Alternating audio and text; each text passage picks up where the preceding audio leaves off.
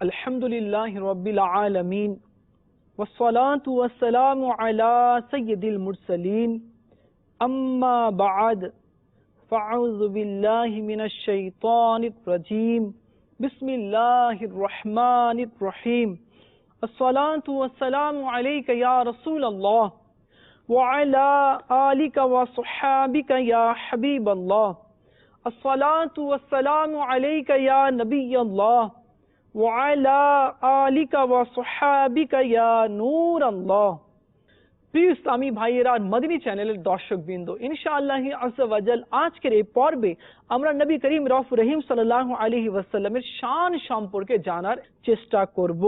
তার পূর্বে আসুন আমরা দরুদ শরীফের একটি ফজিলত শ্রবণ করে নিই।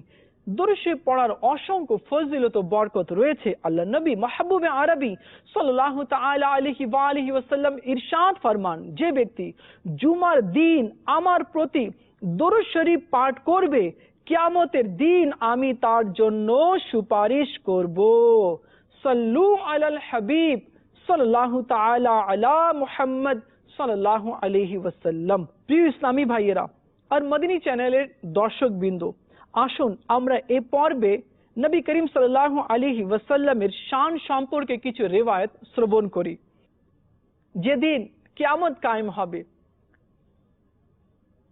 সকল উম্মতি নবীগণের কাছে যাবেন শাফাতের জন্য, সবাই ফিরিয়ে দিবে আর বলবে ইজহাবু ইলা গায়রি, অন্যর কাছে চলে যাও।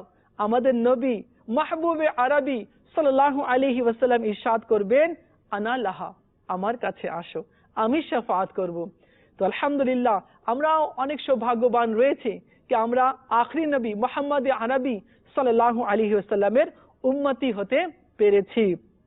আসুন আমরা নিয়ত করে নিই যে এখন থেকে ইনশাআল্লাহ আযজা ওয়াজাল 5 ওয়াক্তের নামাজ প্রথম সারিতে মসজিদে গিয়ে আদায় করব। ইনশাআল্লাহ আযজা ওয়াজাল মা বাবার খিদমত করব, নেক আমল করব, কোরআনে মাজিদ ফুরকানে হামিদের তেলাওয়াতও করব, আর দুঃখী অসহায় লোকদের সেবা যত্ন করব ইনশাআল্লাহ আযজা ওয়াজাল।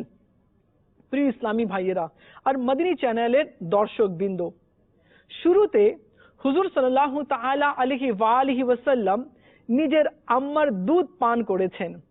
এরপর এই সৌভাগ্য সুয়াইবার কিসমতে জুটল। সুয়াইবা আবু লাহাবের বাদী ছিল। আবু লাহাব হুজুর সাল্লাল্লাহু আলাইহি ওয়াসাল্লামের চাচা হওয়ার পরেও সারা জীবন দুশমনি করেছে আর কুফরের হালতে মৃত্যুবরণ করেছে।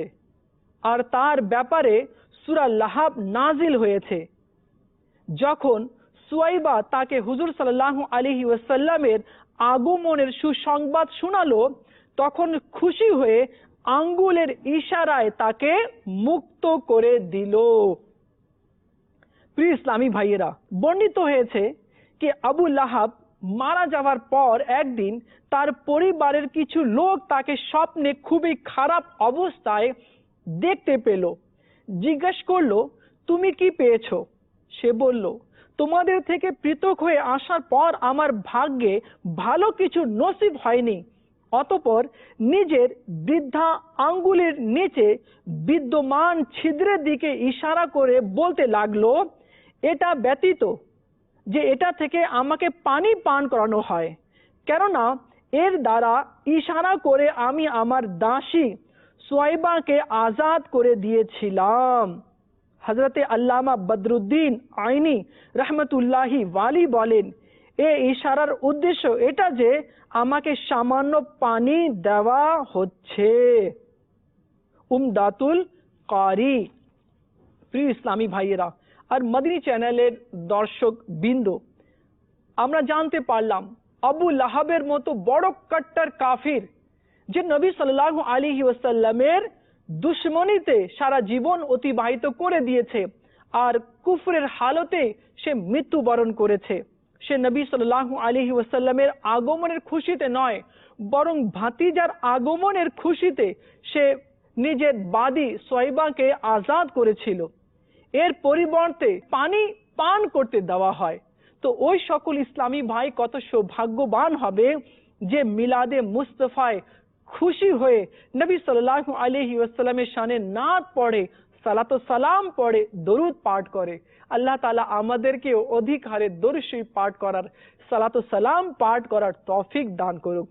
আসুন প্রিয় ইসলামী ভাইরা আর মদিনী চ্যানেলের দর্শকবৃন্দ, আমরা হালিমা সাদিয়ার কিছু ঘটনা আমরা শ্রবণ করি। হালিমা সাদিয়া কিভাবে নবী সাল্লাল্লাহু আলাইহি ওয়াসাল্লাম কে বুকে জড়িয়ে নিলেন আর আনলেন নিজের ঘরে, তো কি কি বরকত তিনি অর্জন করতে পেরেছেন, আসেন সে সম্পর্কে আমরা কিছু রেওয়ায়াত শ্রবণ করি।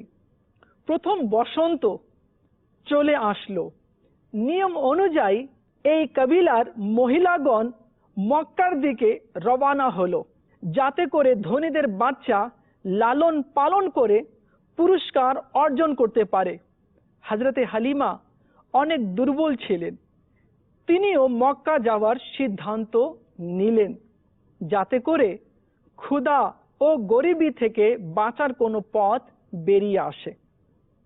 অন্যান্য মহিলারা দ্রুত পশুর উপর আরোহণ করে মক্কায় পৌঁছে গেলেন, আর হালিমা পিছনে রয়ে গেল। দাইয়েরা ধনীদের বাচ্চা নিয়ে নিল। দাই হালিমার স্বামী হারিস নিরাশ হয়ে গেল। একটি ছোট্ট বাচ্চা কোলে ছিল, খিদায় অস্থির হয়ে পড়েছিল, খাবারও সঙ্গে ছিল না। সে ভাবল, দেখি আমার ভাগ্যে কি রয়েছে। হুজুর সাল্লাল্লাহু তাআলা আলাইহি ওয়া আলিহি ওয়াসাল্লাম এতিম হয়ে জন্ম নিয়েছিলেন, এই জন্য কোনো দায় সেই দিকে দৃষ্টি দিল না, অথবা তাদের এই যোগ্য ছিল না যে এই নিয়ামত তাদের আঁচলে আসে।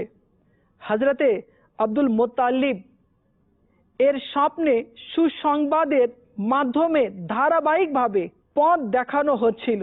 কিছু আরবি ছন্দ তার কানে এসে পড়ল, বনু সাদ কবিলার এক মহিলা আসছে, তার অপেক্ষা করো। তিনি সন্তুষ্ট হলেন। অন্যান্য মহিলারা ধনী লোকদের বাচ্চা নিয়ে খুশি হয়ে যাচ্ছিল, আর হালিমা মন মরা হয়ে মক্কায় প্রবেশ করছেন।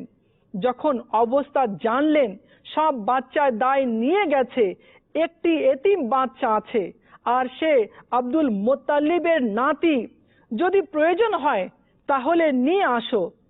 কিন্তু কি করবে, বাচ্চা এতিম। হযরতে হালিমা বনু হাশিমের মহল্লায় পৌঁছলেন। হযরতে আব্দুল মুত্তালিব দরজায় দাঁড়িয়ে অপেক্ষা করছিলেন। জিজ্ঞেস করলেন, তোমার নাম কি, কোন কবিলা থেকে এসেছো? হালিমা সব কিছু বললেন। তিনি শুনে মুচকি হাসি হাসলেন আর বললেন, তুমি কি এতিম বাচ্চার লালন পালন করবে? হালিমা হ্যাঁ বলে ঘরের ভিতর প্রবেশ করলেন। সর্বপ্রথম সুগন্ধিময় বাতাস শুভেচ্ছা জানালো, হৃদয়কে বুঝালো। এগিয়ে গেলেন, দেখতে পেলেন সবুজ রেশমি বিছানায় সাদা তুলোর পোশাক পরিহিত উভয় জগতের রাজকুমার আরাম করছেন। সুগন্ধি বাতাস আসছিল। হালিমা হুজুর সাল্লাল্লাহু আলাইহি ওয়াসাল্লামকে কোলে তুলে নিলেন, যার কারণে হালিমার শরীরের দুর্বলতা দূর হয়ে গেল। হালিমাকে হযরতে আমিনা রাদিয়াল্লাহু তাআলা আনহার কাছে নিয়ে আসা হলো। তিনি জিজ্ঞেস করলেন, হে হালিমা, এই বাচ্চার দেখাশোনা করবে? হালিমা আরজ করলেন, জি হ্যাঁ, হে আমার সর্দার, কেন করব না? তিনি বললেন, আমার কাছে এত সম্পদ নেই যে তোমাকে দিতে পারি। হালিমা আরজ করলেন, আমার রব এই বাচ্চার ওসিলায় নিশ্চয়ই পুরস্কার দান করবেন, আপনি চিন্তা করবেন না, আমাকে টাকা পয়সার প্রয়োজন নেই। হযরতে আমিনা সন্তুষ্ট হলেন। হযরতে হালিমা অনুমতি নিয়ে হুজুর সাল্লাল্লাহু তাআলা আলাইহি ওয়া আলিহি ওয়াসাল্লামকে বুকে জড়িয়ে আল্লাহ তাআলার শুকরিয়া আদায় করার জন্য খানা কাবায় তাওয়াফ করার জন্য গেলেন। দাই হালিমা বলেন, আশ্চর্যের সীমা রইল না। আমি দেখলাম সমস্ত দুনিয়া হাজরে আসওয়াদকে চুম্বন দেয়, কিন্তু হাজরে আসওয়াদ নিজের জায়গা থেকে বের হয়ে হুজুর সাল্লাল্লাহু আলাইহি ওয়াসাল্লামকে চুম্বন দিচ্ছে। সুবহানাল্লাহ, সুবহানাল্লাহ। অন্যান্য মহিলা হালিমার অপেক্ষা না করে চলে গেল। হালিমার স্বামী উটের রশি বাঁধলো আর উটের উপর আরোহণ করলো। উট 3 বার সিজদা করে আসমানের দিকে তাকিয়ে দৌড়াতে আরম্ভ করলো। দ্রুতের সাথে রাস্তা অতিক্রম করছিল। যে উট কঙ্কাল ছিল এখন গোস্তে পরিপূর্ণ হয়ে গেল।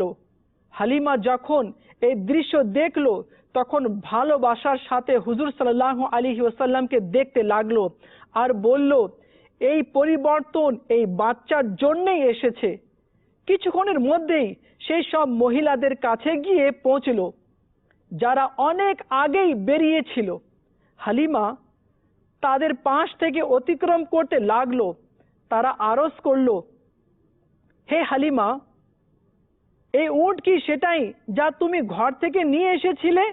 হালিমা বললেন, উট তো সেটাই, কিন্তু আরোহণকারী বরকতওয়ালা রয়েছে, তাকে নিয়ে যাচ্ছি। মহিলারা দুঃখে নিভে গেল, কেননা অহংকারের মাথা সব সময় নিচু হয়ে থাকে আর হালিমার দারিদ্রতা ও বিনয় তাকে উঁচু করে দিয়েছে। হযরতে হালিমা বয়ান করেন, আমি দেখেছি কিছু মহিলা আমার থেকে হিংসা করতে লাগলো। কেউ বলেছে, যে কাঁদবে তার কাজ হবে। মিরাজের রাত্রে দুর্বল বুরাক হুজুরের প্রেমে কাঁদলো তো সে হুজুরের বাহন হয়ে গেল। আজ হালিমার কান্না কবুল হয়ে গেল, কেননা হুজুরের দরবারে যে কাঁদে রব আজ্জা ওয়াজাল এটা পছন্দ করে না।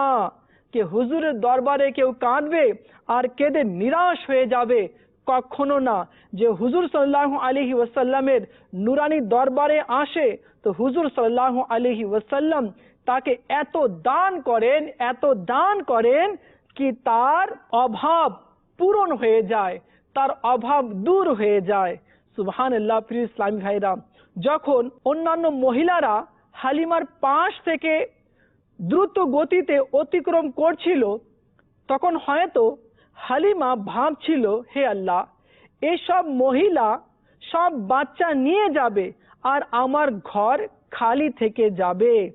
আল্লাহ তাআলা ইরশাদ করলেন, তোমার ঘর এমন রাঙিয়ে দিব যে আরশে মুআল্লাও তোমার ঘর দেখে মুগ্ধ হয়ে যাবে। কেননা আরশে মুআল্লার উপর মাহবুব একবার যাবেন আর তোমার ঘরে 2 বছর মাহবুব সাল্লাল্লাহু আলাইহি ওয়াসাল্লাম থাকবেন। এই জন্য হযরতে আমিনা রাদিয়াল্লাহু তাআলা আনহা হুজুর সাল্লাল্লাহু আলাইহি ওয়াসাল্লামকে দেওয়ার সময় বলেছিলেন, হালিমা এই বাচ্চার খেয়াল রাখবে।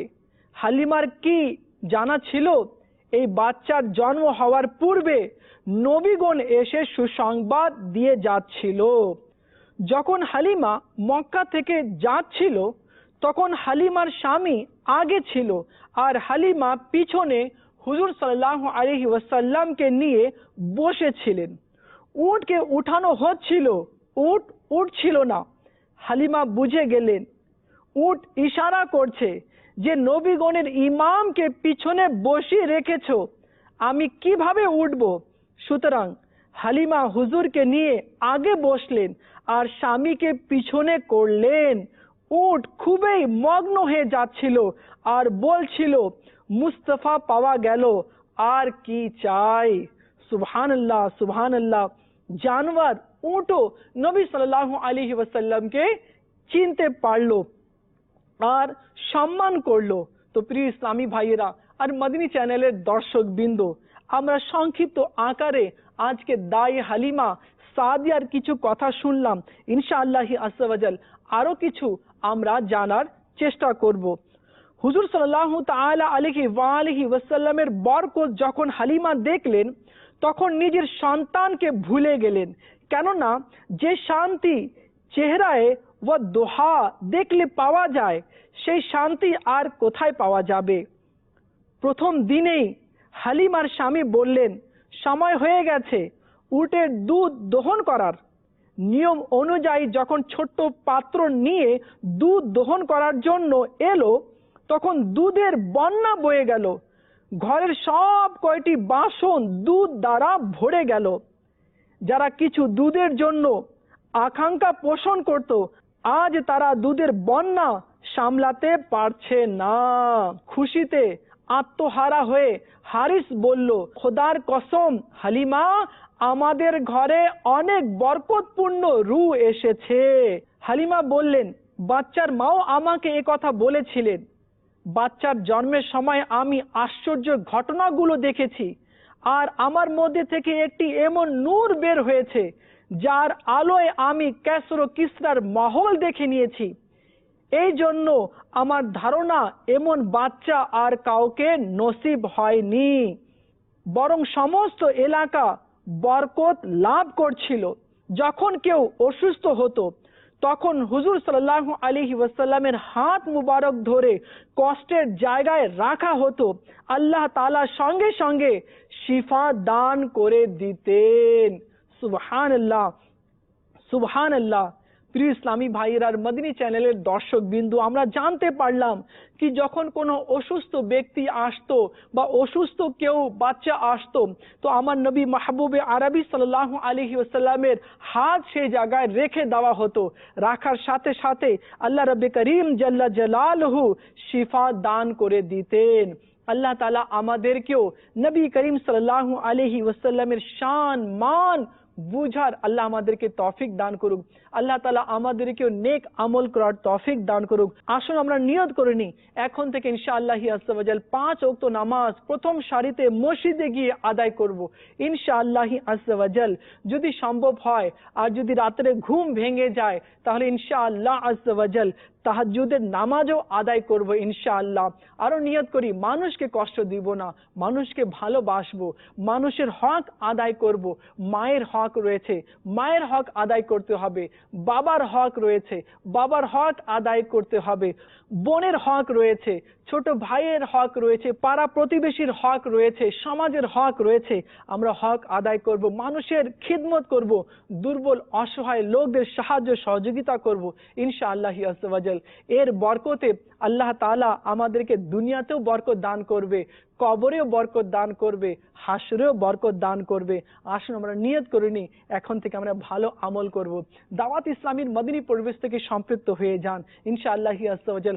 আরো কিছু আমরা হাদিস সম্পর্কে জানতে পারবো, নামাজের মাসলা মাসাইলগুলো আমরা শিখতে পারবো, জানতে পারবো ইনশাআল্লাহ আজ্জা ওয়া জাল। আল্লাহ তাআলা আমাদেরকে ভালো আমল করার তৌফিক দান করুক। আল্লাহ তাআলা আমাদেরকে সৎ কর্ম করার তৌফিক দান করুক। আল্লাহ তাআলা আমাদেরকে ঈমানের সাথে কবরে নামার তৌফিক দান করুক। আমিন বিজাহিন নবীল আমিন সাল্লাল্লাহু আলাইহি ওয়াসাল্লাম। সাল্লু আলাল হাবিব সাল্লাল্লাহু তাআলা আলা মুহাম্মদ সাল্লাল্লাহু আলাইহি ওয়াসাল্লাম।